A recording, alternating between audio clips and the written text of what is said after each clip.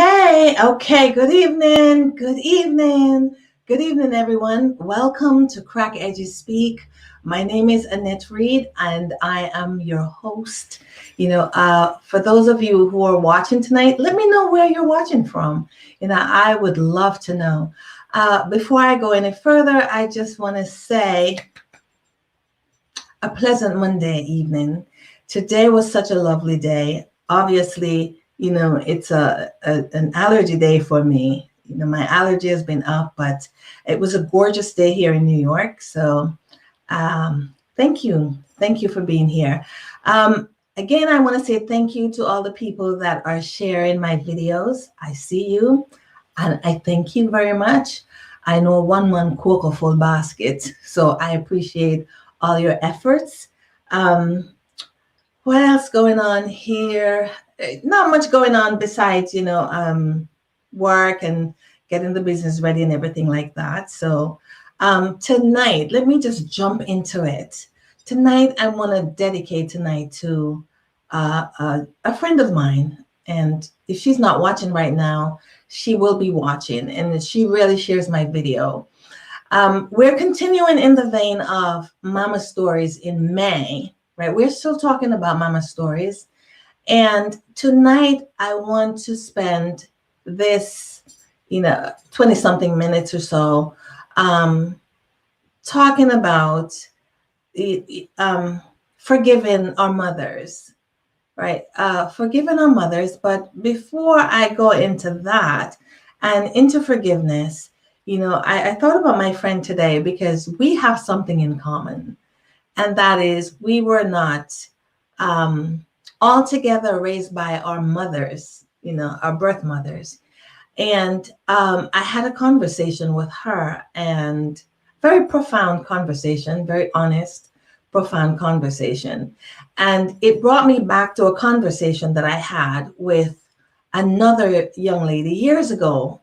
And she wanted to give up her children because apparently someone, a woman, had started helping them and fell in love with one of the children and wanted to take the one that she loves. And my advice to her was at the time, and it would still be today, and that is do not give up your children so easily. Do not be quick to give up your children to people who come and say, I want this one, as if they're cherry picking, or I want that one for whatever the reasons are. I said, if you want to help someone and their children, it's best to help them where they're at, and that is my position. And it comes from my experience. If you are going to help a woman and her children, right? You should be open to helping them where they're at. You should be open to looking at keeping families together. I believe in keeping families together. There are times when, in the best interest of the children, they have to be removed from their mothers. But if that's not the case, poverty is not a reason to remove children from their mothers. In that case, it's a reason to help their mother stay where they're at and keep the unit together and counsel the mother and help the mother along, but it's not a reason to take a child and say, okay, the mother is poor, so let me grab this one. Because what you're basically doing, and for a lot of people who do it, the intention may be great. It's coming from a place of goodwill, but what you're not seeing is what I call the aftermath. What happens down the road? What happens after? Because a child that is very young does not have a say. If you're 6 years old, 7, 8, 9, 10, 11, you don't have a say. You don't have a say to say, this is where I go to live. If your parent or your adult, the adult in your life say, this is where you should go. This is where you're going to go. Right? So you don't have a choice at that age. You don't have a say at that age. No one is looking at what's in the best interest of the child. What they're looking at is what's in the best interest of the adults. A lot of times people come and get your children because they know that it's additional help around the house, right? They may have other children and they still take someone's child, and that person ends up being, you know, more or less a slave in that house, because not everybody is capable of loving your child. You know, people don't stop and think that. It's like, okay, I'm sending my child over here, but is this person capable of loving my child the way that she loves her children if she has children? There are some women that will take your children and they will love them from the heart, take care of them, but also disconnect them from their mothers. So even though someone may grow up and say, I had a great childhood, a lot of times you will hear, but I want to know who my birth mother is. I want to know who this person is. And the reason for that is, as much as the other parts of that person's life is fulfilled, there is still that little void there. A little void that says, I want to know. Some people don't want to know, right? Those are not the people I'm talking about. I'm talking about the ones who seek, the ones who search later on, the ones who go look for birth records, who retrace steps, right? Trying to connect who they are, especially if they've never had the best experience or if something is missing. Something is missing. Now, a lot of times, children grow up and, they experience traumas, they experience abuse, beatings. Here in America, they like to call it whoopings, verbal abuse, because a lot of times I hear it, the words that is said to children. There was one person that I had to stop and say, no. I said, don't say those things to your child, because if you, the parent, the one who give birth and bring them here, right, is using those words over their lives to put them down, to degrade them, to make them feel small, just imagine what happens when those children go out there in society, because they're going out there with a broken foundation. They're going out there with cracked edges, right? They're going out there not equipped to deal with what is out there, because they're already starting out the gate feeling less than, unworthy, broken. It is very difficult when I see mothers ill-treat their children. It is very difficult. The first thing I look for is she mentally ill? And a lot of times they're not. It's just frustration. It's a repeat of what they know. It's having to deal with life with children without support, right? A lot of times that's what it is, but it is not an excuse, right, to treat your children, in the sort of way that breaks them. It is not an excuse. Being overwhelmed and not having support is not an excuse, to abuse your children, to verbally abuse them, to say whatever you feel like saying to them, to call them names, to put them down. That is not an excuse, because what you're doing is that you're making that child feel smaller and smaller and smaller. You're changing who that child is supposed to be. And in the process of doing that, what you're breeding, right? In those moments, what you're breeding is resentment. A lot of children grow up resenting their mothers because of the action of their mothers. Remember, a lot of these things happen when children are small. A lot of these monumental decisions are made when children are small. A lot of these traumas occur when children are small. Right? A lot of what breaks children happen to them when they are small, vulnerable, don't have a choice, can't take care of themselves, cannot make decisions for themselves, and they're depending on adults to do it for them.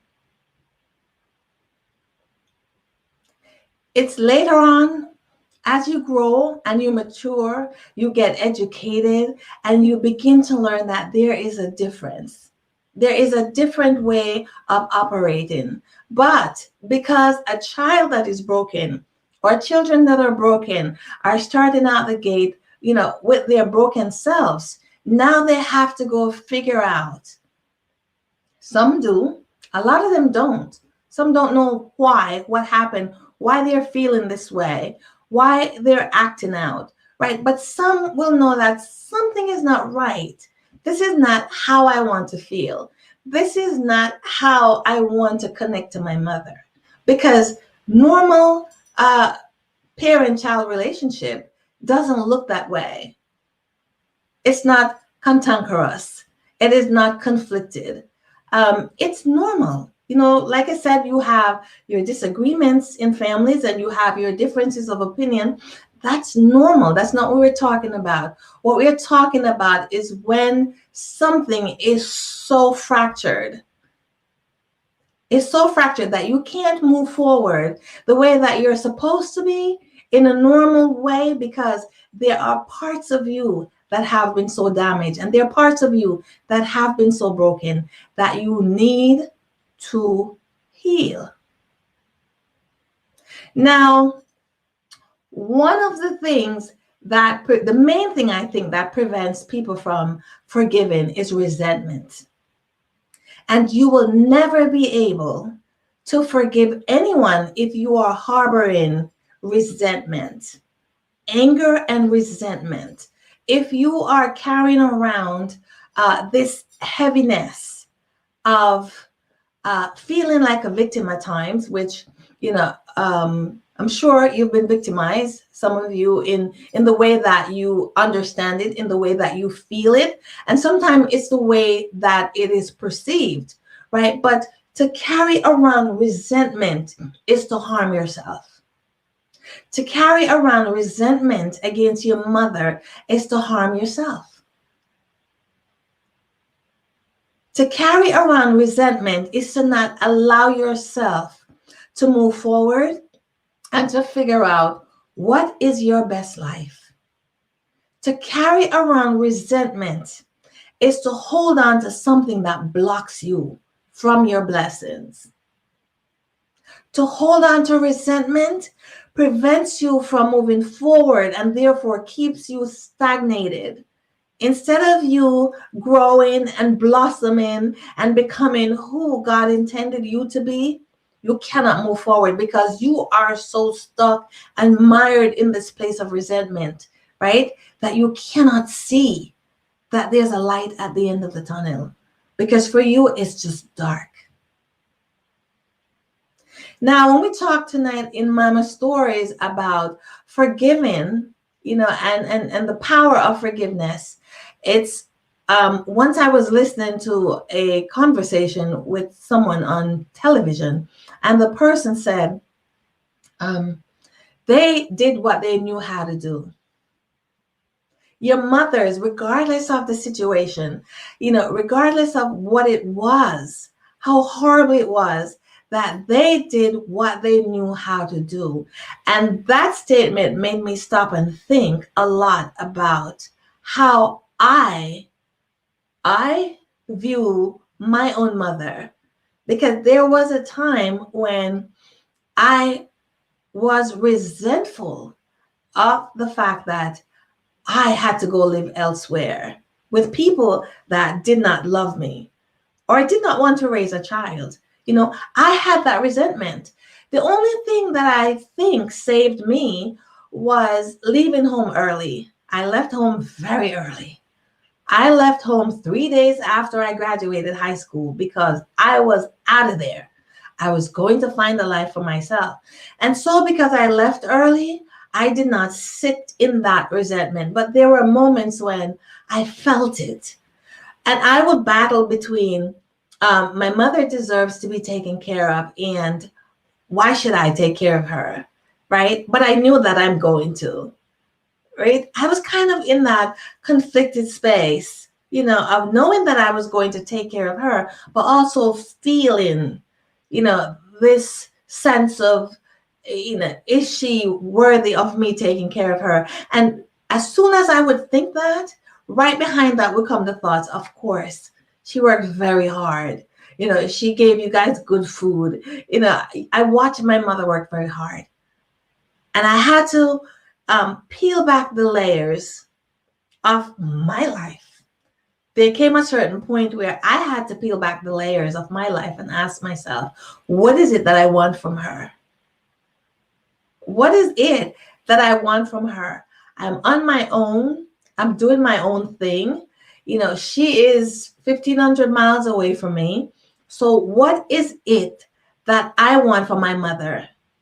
And it's when I started to look at her in a different way and say, I don't want anything from her. Because I thought that I wanted to hear something. I thought that I wanted her to come and undo what was done, right? You know how people hurt you and you want them to come and undo the hurt, and you think that would make you feel better? But that's not going to happen, because my mother was not even aware that I was hurt. She was not aware that I felt alone. She was not aware that I felt like I did not belong. She was not aware of that, because I could not articulate that is how I felt. But I knew there was something in there. I knew for me, there was something inside of me that was resentful of something. And of course, I had my father, who was ever so kind. And he would always say to me, be kind to your mother. Be kind to your mother. There are some people that cannot relate to this part of a mother story. They cannot, because they've had their mothers their whole lives, from birth to death. They've had their mothers, and they can't relate to that. Some people, even though they've never had that experience, right, they have compassion for somebody who has gone through that. Because as you know, especially a mother-daughter relationship can be full of conflicts, right? If it's not seated on a very loving and firm, strong, supportive foundation, right? It can be very disastrous, as you know. But tonight, the what I want to send out there to all of you that are struggling in feeling, still harboring some kind of resentment, or wanting to move forward and not sure how to take that first step, is to look at your mother and ask yourself, what do you want from her? She's in front of you. Look at her and ask, what do I want from her? Because maybe you'll find the answer in, I really don't want anything, because whatever I want is not going to make me feel better. Whatever I want is not going to start my healing process. Whatever I think I want is not what I want, right? Because what I want is to start looking at myself. This is you looking at yourself and saying, okay, this is my life. These are my thoughts. These are my perception. This is my experience. And maybe I can dial it down, right? Seek help, whether you're seeking spiritual help, whether you're going to get a counselor, whether you're going to get co-counselors. I love dealing with co-counselors, people who have the same experiences, where you sit in a room and you don't have to explain every little bit to that room, because they've all had similar experiences. And healing takes place a lot quicker in a space where you have co-counselors, rather than going to see a therapist. Find the room to forgive your mother, because in forgiving your mother, right, you are unloading from your shoulders. It's about you. I've said it before, and I didn't fully understand forgiveness, but I hunkered down over the years. I hunkered down and tried to understand, what is forgiveness? Because I thought forgiveness was about the other person. And there are some people that still think that. I had a conversation about 2 weeks ago about forgiveness, and the person said, why should I forgive that person? They need to forgive and come to me and tell me that I'm sorry. And I said, no, but you are the one that is walking around with the anger. You are the one that can't move forward in your life because you're so angry. You are the one with all these broken relationships because you're dragging unfinished business with you into other people's lives, right? So you are the one that need to forgive so that you can find the space, right? Or you can bring yourself to a place where you can grow and flourish and move on with your individual life. As I said before, forgiveness is not about the other person. Forgiveness is about you. And when you begin to peel the layers and slice it down and look at it from that angle, you probably might laugh to yourself one day and said, what was I holding on to? What was I thinking? Because your mothers, our mothers, if you're looking at me, I'm a woman from a certain era, right? Our mothers came up born in the 30s, right? I mean, who was there to show them all these new age type of way of being that we experience today, right? We have access to so many things. We have education, right, that they did not have. They were not even in tune to their feelings. A lot of them did not even have voices. Whatever they were told to do is what they did. And if they rebelled against that, then of course they were ostracized. A lot of them were. So just imagine our mothers coming from that period, right? Coming from that period and having children and having to make certain decisions. They're going to make mistakes. We made mistakes and we came up in a different period. We came up with information. We came up where we can, even now we're raising children, click on Google, the internet, and get some information. They did not have that. A lot of their lives was trial and error. Trial and error.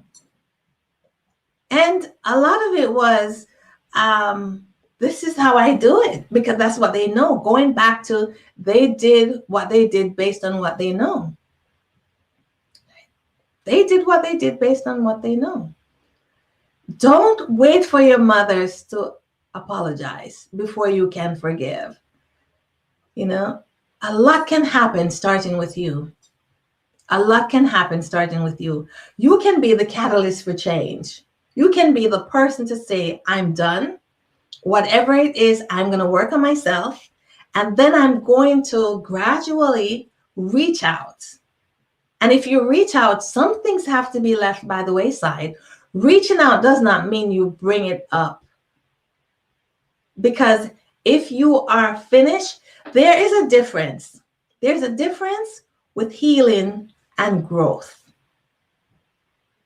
There's a difference with healing and growth. You can work hard to heal something, but you did not grow from that place. I don't know if you understand that. There is a big difference between healing and growth. Growth means that once you leave that by the wayside, you don't go back to it because you are a new person now. You've taken steps further, and therefore there is no need to go back there to bring up stuff, to use it as a weapon, to beat your mother over her head. That is growth. Growth is, I forgive you. I don't fully understand how you made that decision, but I forgive you. And here we are sitting down having breakfast together, having a cup of tea.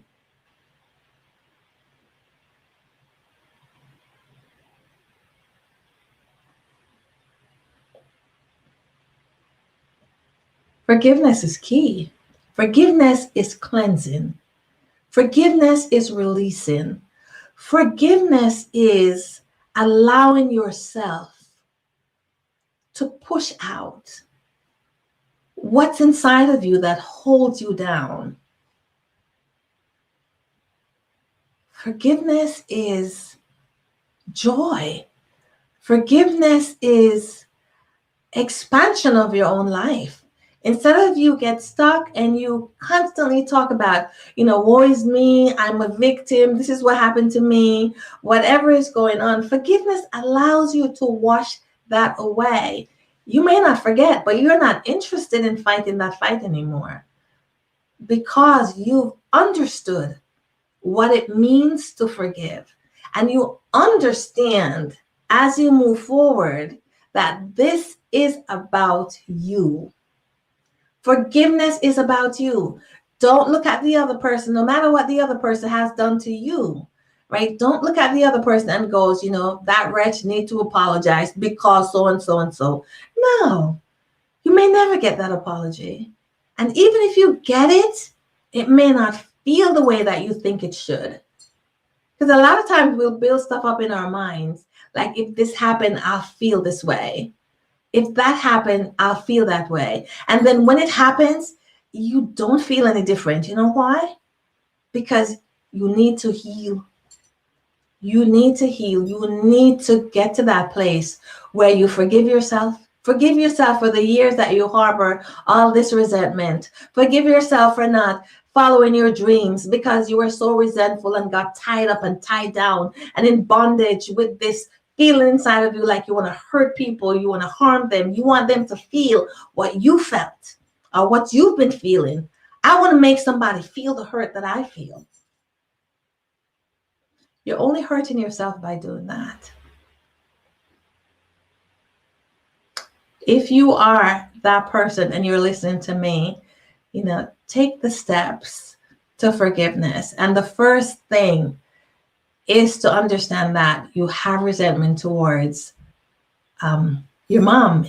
Tonight we're talking about mama stories. So this is geared towards mom, right? Your mother, our mothers, right? So to take the step to forgive your mother. You may not be ready to sit down and have a meal, but be ready for the cleansing that forgiveness gives you. Be ready for the rebirth that forgiveness gives you.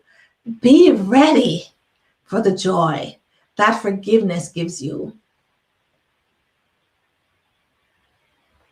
And if your mother is still here, do it before she's not here. Right? Allow yourself to let it go. No matter what it is. Find someone to help you go through this process of letting go. I know it's not easy because a lot has happened over the years, over childhood. If you're in your 30s, 40s now, right? A lot has happened over the years that you've held on to. It became a part of you, right? But it doesn't mean that because it happened 20, 30, 40 years ago that you can't let it go. Yes, you can, and it will give you a new lease on life. Forgiveness is so powerful. Very powerful. I've had so many people, did so much hurt to my life, and I've learned to forgive. They're not a part of my life, some of them, and they don't have to be, and I don't want them to be. But it doesn't take up any space in my brain. It doesn't take up any space in my heart. It does not, because I let it go. So tonight on Mama Stories in May, it is about forgiving your mother, the power of forgiveness. And if you are watching and you are that person, I know some of us, we can go overboard, cussing out our mothers and, look what you did, look what you did, look what you said. The one thing I never did with my mother, and I'm very happy, that I did not. I never, ever was ever rude to her once. I was never rude to my mother, not once.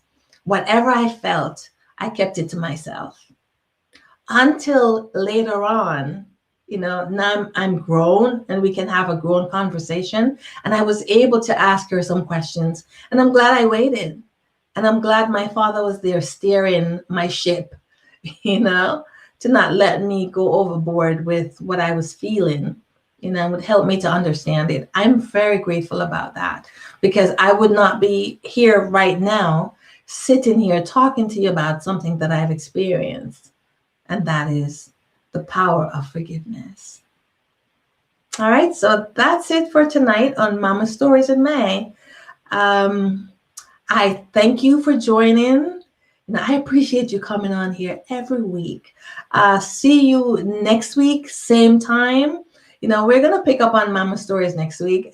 We want to celebrate Mama, the last episode of this. And we'll come up with something where we'll celebrate Mama and just talking about forgiveness and all that. But, just the joy of having our mothers and celebrating our mothers. So thank you so much for joining me on another Crack Edges Speak. As usual, take care of yourselves from the inside out. Bye.